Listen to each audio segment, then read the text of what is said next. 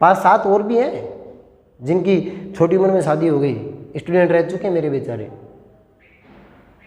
किया था कॉल उन्होंने भी, हमारे साथ बिया हैं, आड़ो हैं आपने। अब जब मिलते हैं तो पूछते हैं क्या भाई तेरा बिया कैसे चल रहा है? कहते हमारे साथ एड़ा मराड़े हाजिर मधे पूछो बातों थे, एड़ा फसाड़े हाजिर पढ़ाई वगैरह गई है केयाड़े ठाई को पढ़े, तो थोड़ा संभलिए।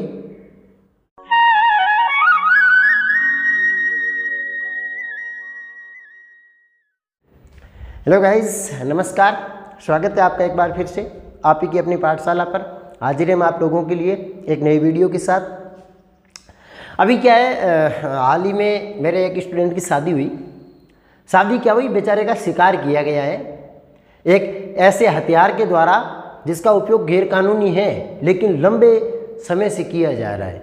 एक ऐसा हथियार जो लोगों की भावनाओं, उसके कैरियर, उसकी फीलिंग्स है ना, उनके सपनों, इनको भी वो नहीं छोड़ता, सबका वो भक्षण कर जाता है। लेकिन इसका उपयोग लंबे समय से किया जा रहा है और आज भी हो रहा है। ये बड़ी बदकिस्मती की बात है। बाल विवाह कहते हैं इस हथियार को, है ना, जिसके शिकार अमूमन हर लोग होते आए हैं और इससे बचने का कोई तरीका भी नहीं, कोई जरिया भी नहीं है।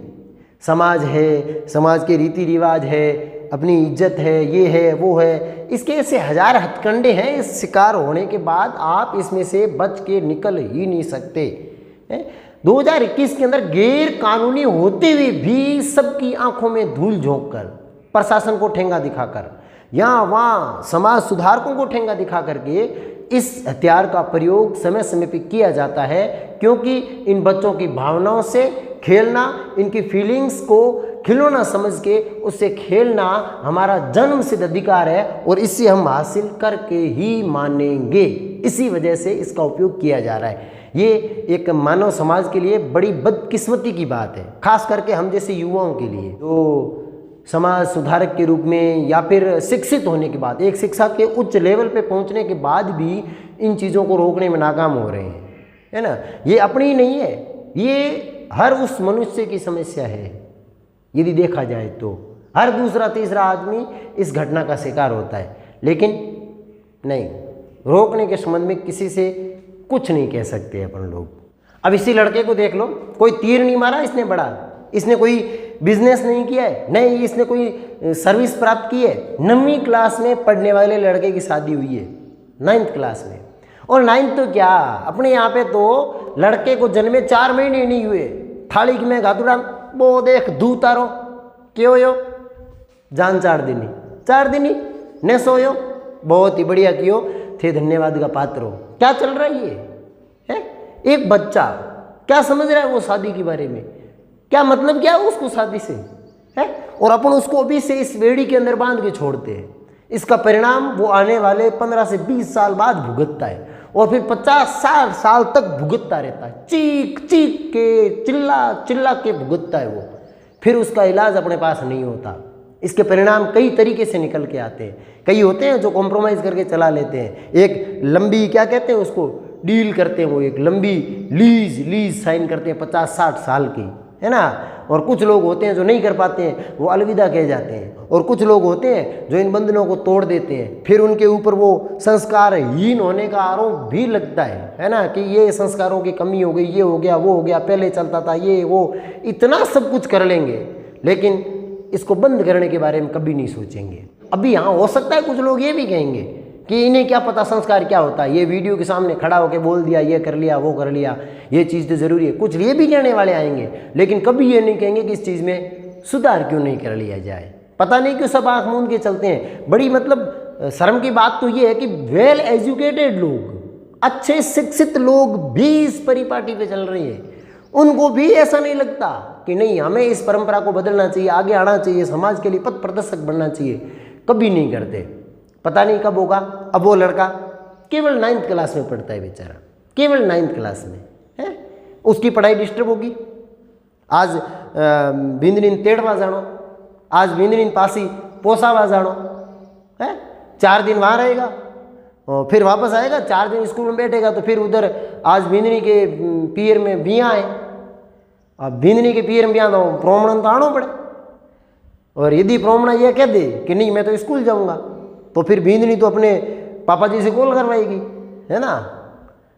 माँ काका रे डिग्री रे बिया है पाँव आ है की लेन को आनो पढ़े प्रोमणे ने, और फिर ससुर जी फोन करेंगे, फिर ब्राह्मणा यहाँ नहीं होगा, ब्राह्मणे को तो शादी में जाना पड़ेगा। क्या करेगा बेचारा वो 9th क्लास में पढ़ने वाला एक छोटा लड़का? क्या इन जिम्मेदारियों के लायक है वो?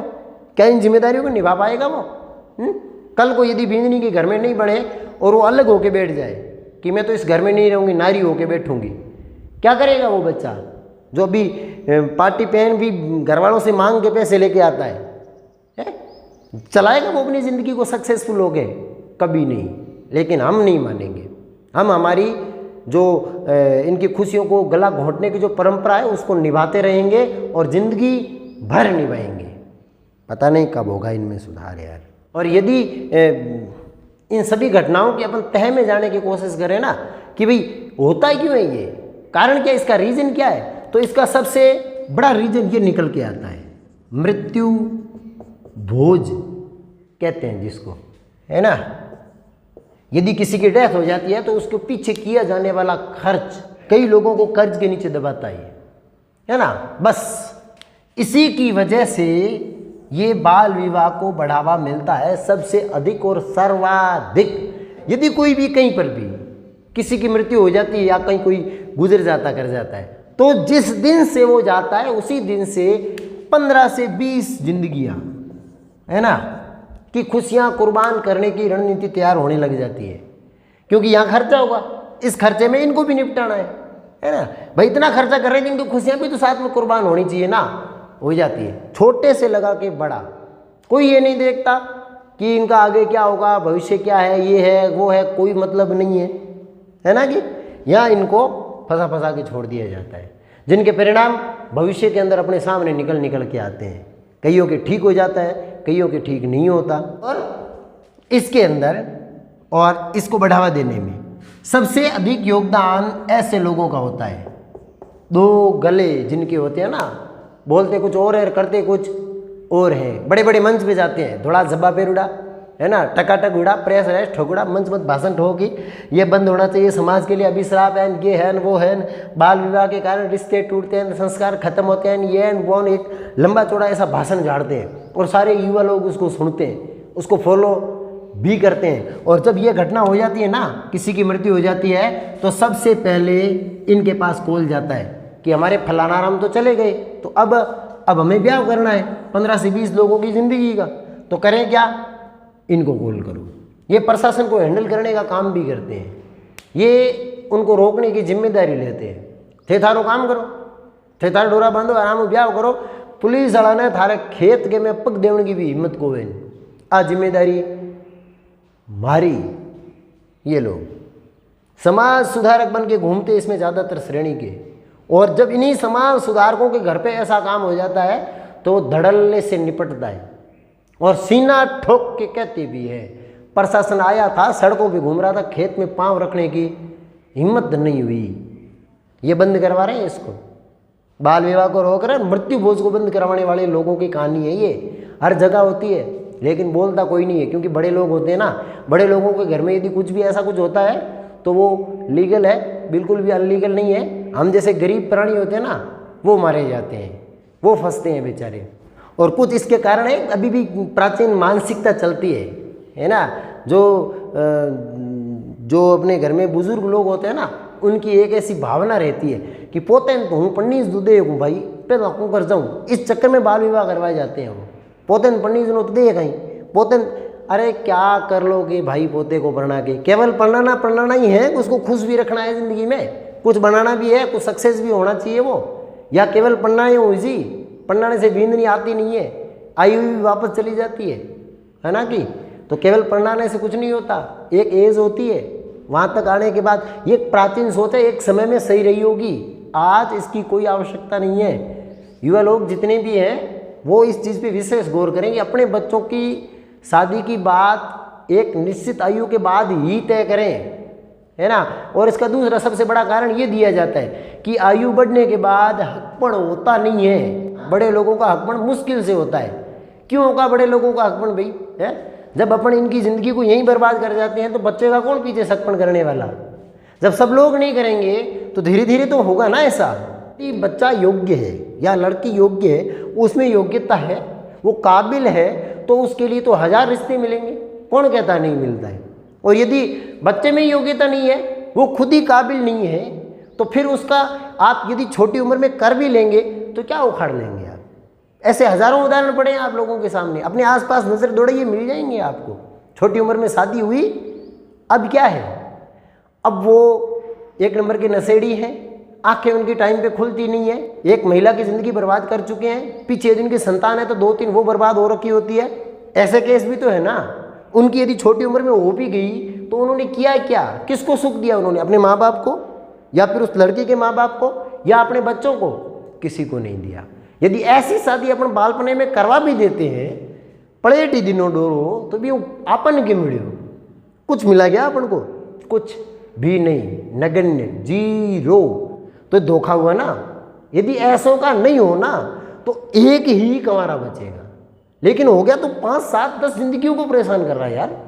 माँ बाप से लगा के, बच्चे बच्चियों से लगा के, सास ससुर सब परेशान है उससे, उसमें से क्या निकल गया यार।